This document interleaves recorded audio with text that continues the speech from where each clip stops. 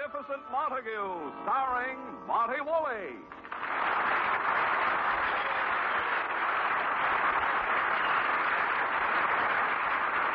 Yes, it's the Magnificent Montague.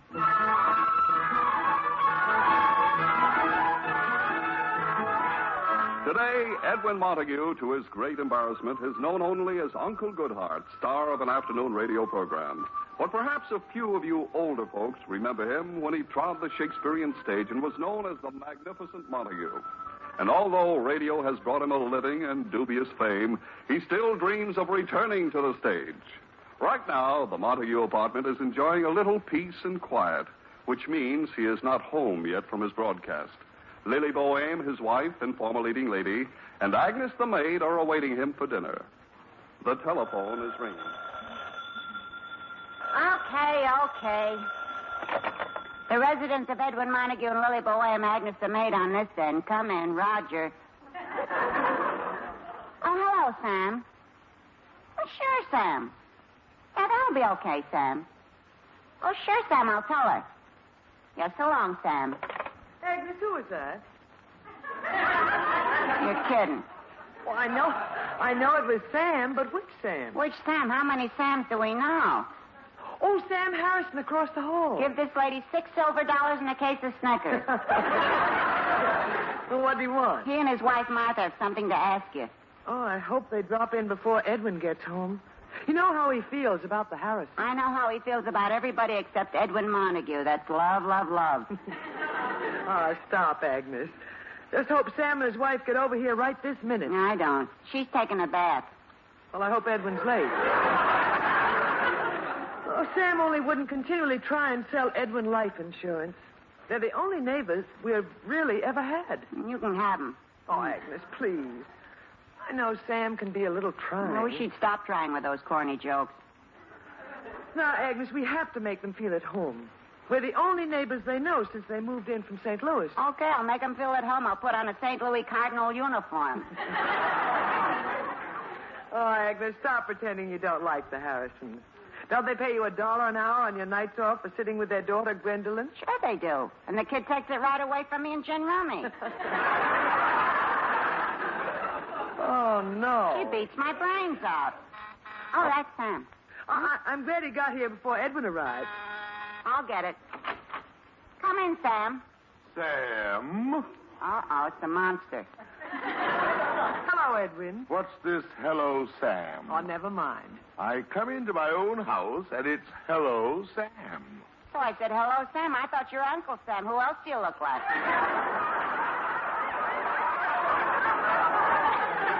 Agnes. Oh, Lily, thank goodness Agnes finally learned how to bark out hello. At least we broke her of the habit of jumping up on people and licking their faces. All right, Edwin. Now sit down. You look tired. Can Agnes get something? Yes, lost. Come on, Mr. Montague. Have something. I made a batch of cookies especially for you. You can hardly taste the arsenic. Agnes, leave him alone. Oh, Lily, after a day of degrading myself on the radio, I have to come home to this. Well, how was your program, Edwin? Oh, we gave the housewives both barrels this afternoon. Was Uncle Goodhart doing good again in his little cottage on the sunny side of the lane? Good? I was nauseating. Today, Uncle Goodhart is walking through the woods, and I find a little animal in a big trap. What'd you do, open your mouth and let it out? Lily, tie her up in the kitchen or something. Oh, not that, Master.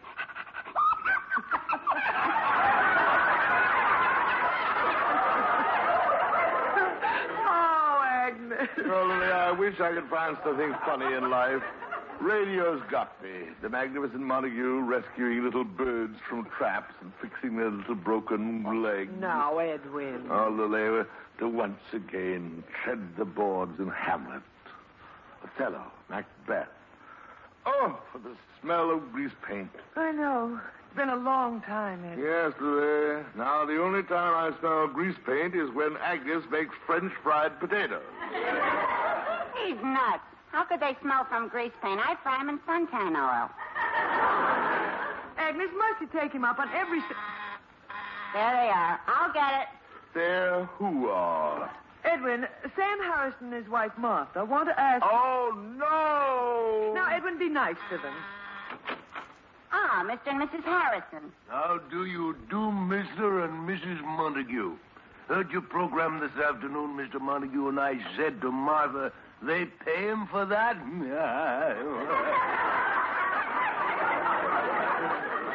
That's just what I said, didn't I, Martha?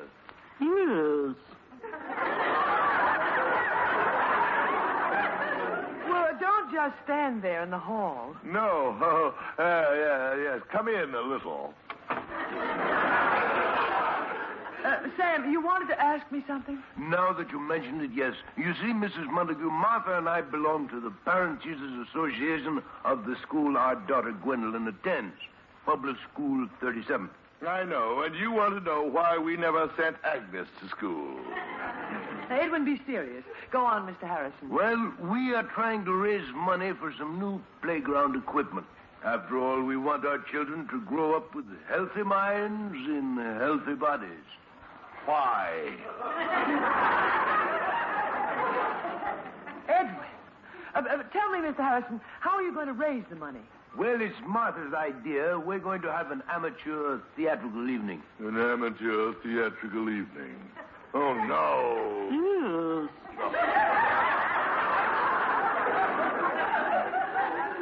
A theatrical evening. We want you to be in it. Lily, back in grease paint again. The lights, the excitement. I'll be where everyone can see me. You certainly will be. You're taking tickets. Tickets? Yes. So I'm a ticket taker. I suppose my wife, Lily, will be an usher. Oh, no. We understand she has talent. Oh, she has the talent of the family. That's what the man said. Mr. Harrison, it may come as a shock to you, but for years I was known internationally as the Magnificent Montague. Oh, I do declare. Now, do you remember? The Magnificent Montague. By George, it all comes back to me now. Didn't you appear in St. Louis? Many times. That's it. We saw you wrestle Gorgeous George. Look, Mr. Harrison, Edwin was regarded as the foremost Shakespearean actor in America. Thousands of theatergoers still remember his voice. And they have the broken eardrums to prove it. Agnes, is that your voice, or are they delivering coal in the neighborhood? Edwin. Mr. Harrison, Edwin and I could do a scene together for your PTA theatrical. Fine. What would you do? Scene from Shakespeare, naturally. Oh, I'm afraid that's impossible, Mr. Montague. You see, we already have something from Shakespeare. The balcony scene from Romeo and Juliet. Really? And who are the stellar actors about to perpetrate this crime? Yeah, I'm Romeo. You're Romeo? Yes, and guess who's Juliet? No. Yes.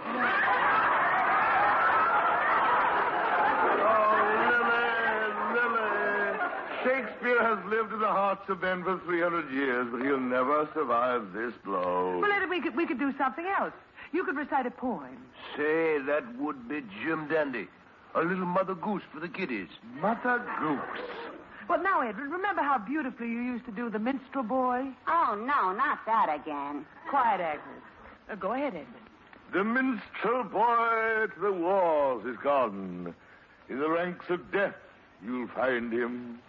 His father's sword he has girded round, and his wild harp slung behind him. Eh? Beautiful, Edwin. By gum, that Irving Berlin can write lyrics. Irving Berlin, more. There was a poet with spirit. Mr. Harrison, you can count on Edwin and me to be there. So good of you. Now, wait. This is ridiculous. Lily and I are famous for our roles in Shakespeare. Now, Edwin, Sam and Martha are doing Romeo and Juliet. They have their hearts set on it. Oh, yes, indeed. Yeah. I've been practicing that love scene with Martha all week. Haven't I, Martha? Yes. Oh, but this is silly. As long as you have me, you might as well exploit my talent. We're going to be all right, Mrs. Montague. After the show, we're having a buffet. You can slice the bologna. He's been doing that for years. Agnes, everyone is doing something for the affair. As long as they're having cold cuts, why don't you donate your tongue? needs a tongue. Now, wait, Sam. Perhaps Edwin and I could do a Shakespearean scene that wouldn't conflict with you. Midsummer Night's Dream. That's it, Lily. I can play Hippolyta, Queen of the Amazons, and Edwin can play Bottom. Hold on, Mrs. Montague. Remember, we're doing it in a public school.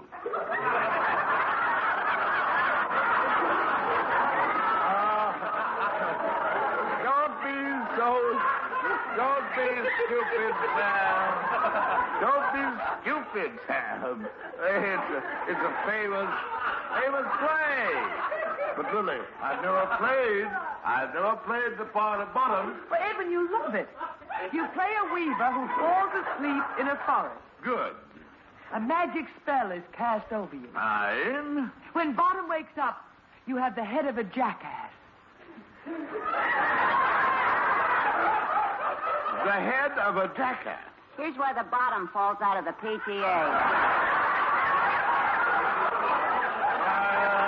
Quiet. Lily, are you crazy?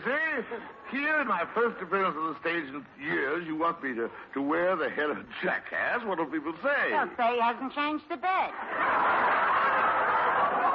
Lily, will you return that vanishing cream we bought for Agnes on her birthday? Tell them it didn't work. She's still around. Sam, whatever it is, you can count on us. Right, Edwin? Very well, we'll do something. Well, that's just George. Here are some tickets for you to sell. Ticket? Well, take them, Edwin. Make your friends buy them. Better get back and rehearse the balcony scene. I have to practice climbing that balcony. The other day, I fell down and almost split my head open. Isn't that right, Martha? Yes.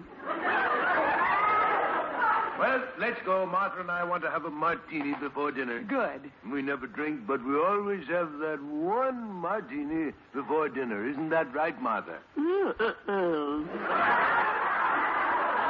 Goodbye. Oh, Gad, it's people like that who give neighbors a bad name. Oh, now, Edwin, I like the Harrisons. That Sam Harrison, he's down to earth. Not far enough. Well, I'm glad we can help them out with their PTA theatrical. You will try and sell the tickets, won't you, Edwin? Yes. I'll sell them to the people around my Uncle Goodhart radio program. Ah, that's nice. Yes, I've been trying to get even with them for some time. Now, Edwin, it'll be fun. We'll do one of our old scenes. One of our old scenes. Oh, Lily. How the mighty have fallen. The magnificent Montague, whom people once paid $6.60 a ticket to see in Hamlet, Macbeth, Julius Caesar, will now be seen at public schools, 37 for 40 cents with cold cuts.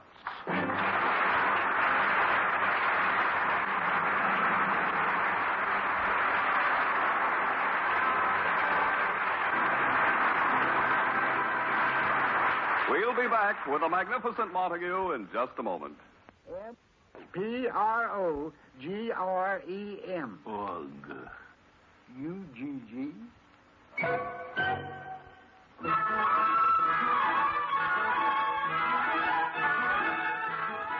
And now, back to the magnificent Montague.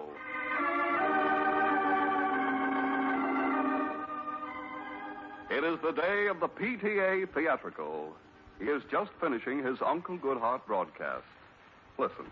And so, Ronald, remember, as you ride out on the highway, always keep your head high into the sun and light.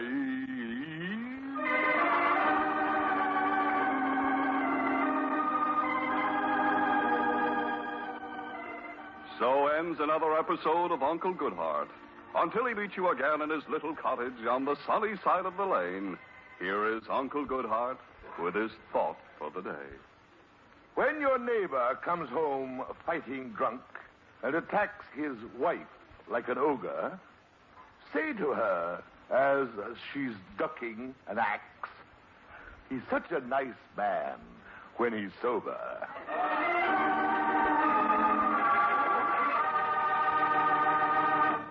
Okay, you're off the air, Mr. Montague. Great show. You really hit the listeners today.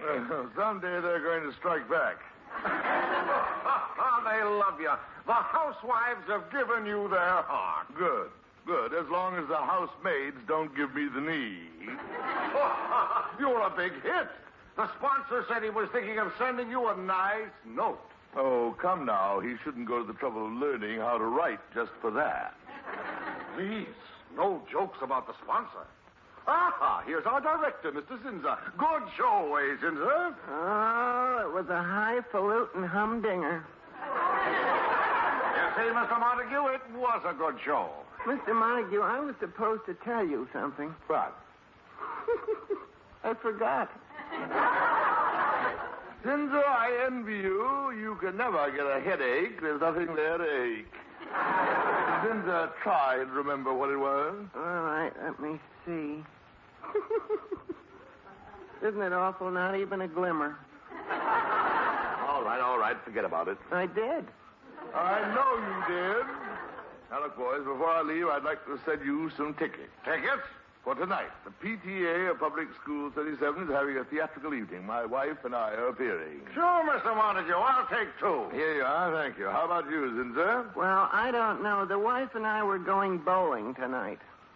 Bowling? This is an evening of culture, and it's for a good cause. She sure loves to bowl. Now, come, Zinzer. This is for the PTA. She has her own ball. Just tell her no bowling tonight. Boy, oh boy, I tell her no bowling tonight and she'll bowl me. Oh, Zinzer, you can bowl any night. Keeps her in condition. Zinzer, as a favor to me, buy the ticket. She's got muscles like a horse. Now, wait, Zinzer. Now, wait. My wife and I are going to appear. You've never seen us act. This is your chance. And it's cheaper than bowling. It is? A whole evening of entertainment for 40 cents. Plus cold cuts. Oh, what are the details? Well, there will be a scene from Romeo and Juliet, some poetry. Yeah, I don't mean that. But you asked for the details. Yeah, about the cold cuts. Oh, no. See, my wife can't eat liverwurst. Zinzer, that's not the point. She breaks out in bumps. All right. Don't take the ticket. One piece of liverwurst and she looks like a bag of doorknobs. All right. If liverwurst is more important than Romeo and Juliet. Say, Mr. Montague, are you really going to do Romeo and Juliet? Well, not exactly. Our neighbors, the Harrisons, are doing it. It'll probably come out like the liverwurst. Big bumps all over. All right. Springer, why did you ask about Romeo and Juliet? Oh, I just saw it mentioned in a theater column this afternoon. Max Garland is going to produce Romeo and Juliet for Broadway. Max Garland? He's doing Romeo and Juliet. Oh, he used to be my producer. Imagine how far he'll get doing Shakespeare without me. Why, that nitwit, that nincompoop, that incompetent... That's him, all right. Who? Well, I just remembered that's the man who's waiting on the telephone for you. Zinzer, where's the phone? Here, I'll get the connection. Waiting all this time, get the connection. Oh, Helen, would you connect Mr. Montague's call up? What? No. Really? Zinzer, get back. Helen, will you send the call up? Hello? Oh, here, Mr. Montague. Hello? Mag, how are you, my boy? What do you mean? Huh? What do you mean? Am I available to do Romeo and Juliet?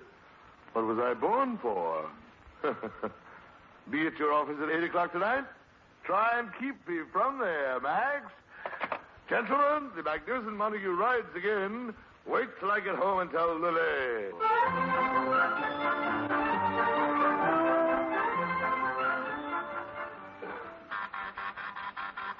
Oh, that's Edwin Agnew. I'll get it. Lily, it's happened. It's happened. He was thrown off the air. Quiet. Edwin, you're late. We've got to get to the PTA affair. Oh, forget it, Lily. Listen, Max Garland wants me to do Romeo. Oh, that's wonderful, Edwin. Now, let's hurry. Sam and Martha left an hour ago. Lily, you don't understand. I can't be bothered with amateur theatricals tonight. I have to see Max in a few minutes. Edwin, you can't run out on them. They have you listed on the program. Lily, are you mad? Max wants to see me tonight. Tomorrow may be too late. He may get Maurice Evans, Laurence Olivier, or any other of those young squirts who think they can play Romeo. Well, what about the people who are coming to see you tonight? I suppose they're unimportant. Oh, let them see me on Broadway for $6.60 without cold cuts. Just plain ham. Agnes, I'm in a hurry, but tomorrow, remind me, I owe you an insult. Well, what will I tell the Harrisons and all the people who are expecting me? Oh, tell them I've been drafted. Tell them anything. Gad, it's almost 8 o'clock. I've got to see Max.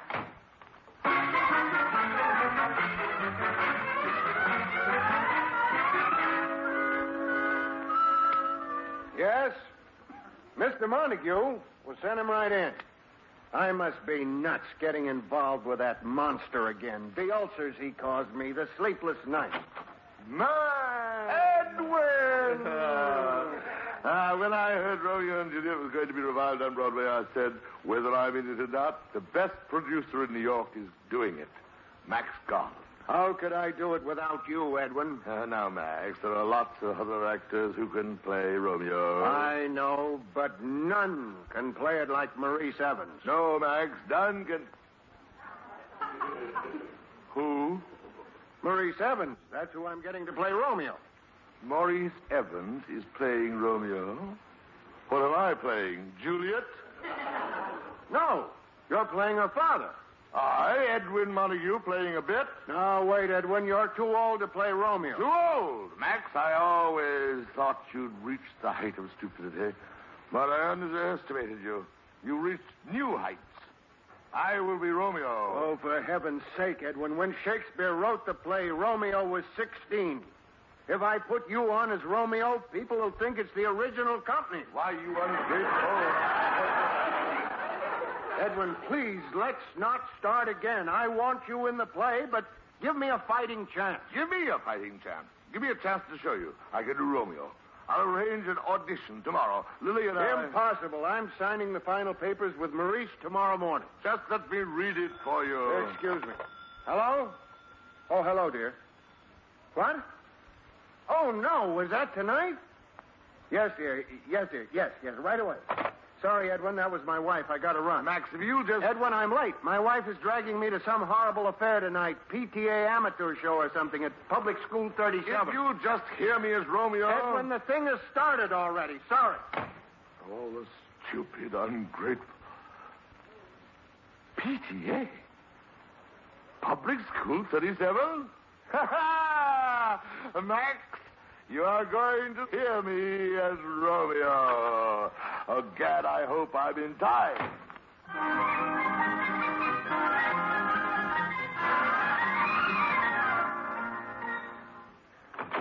Sorry, mister, you can't go backstage. It started. I'm on the program. Let me through. Now, where is he? Oh, Sam. I'll speak to you. Mr. Montague, your wife is on stage. She's just finishing. Let my keen knife see not the wound it makes. Lady Nor Macbeth. heaven peep through the blanket of the dark to cry, hold, hold.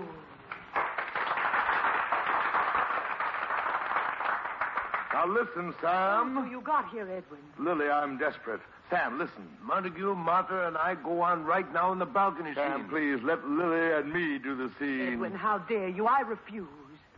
Sam, I must play Romeo. My whole career is at stake. I'll buy insurance from you. 20-year life? Now the premium. Sam, later. Go announce it. Shame on you, Edwin. Max is out there. Lily, you must go on with the... Never. Very well. I'll do it with Martha. And now, ladies and gentlemen and friends of the PTA, Mr. Edwin Montague and my wife, Martha Harrison, will do the balcony scene from Romeo and Juliet. Music.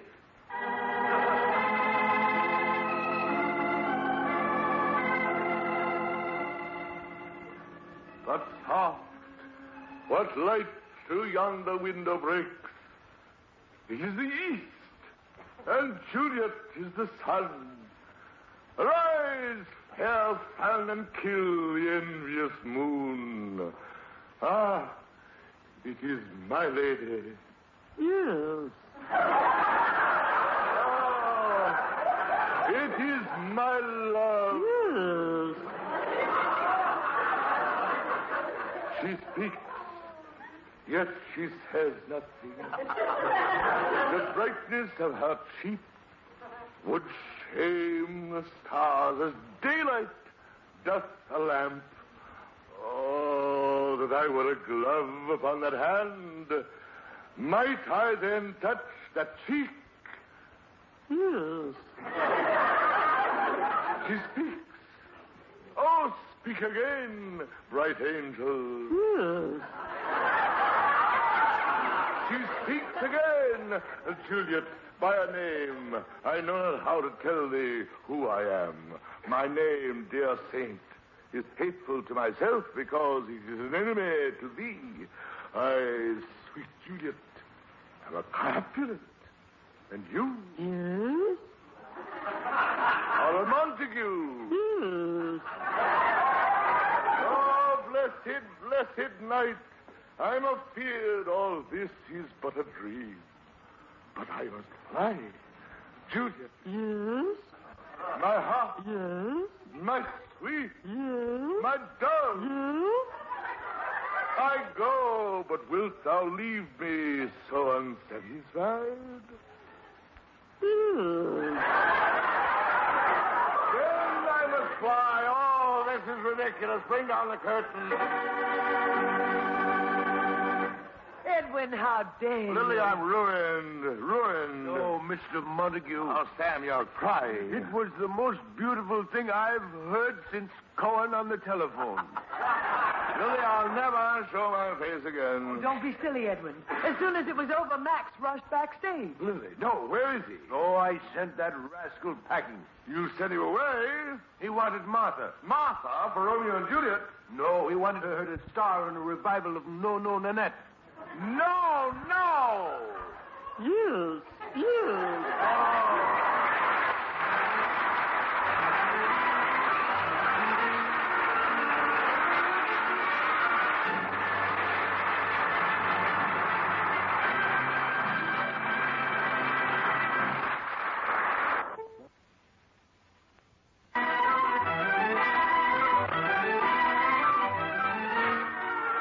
Listen again next week, friends, to The Magnificent Montague, starring Monty Woolley.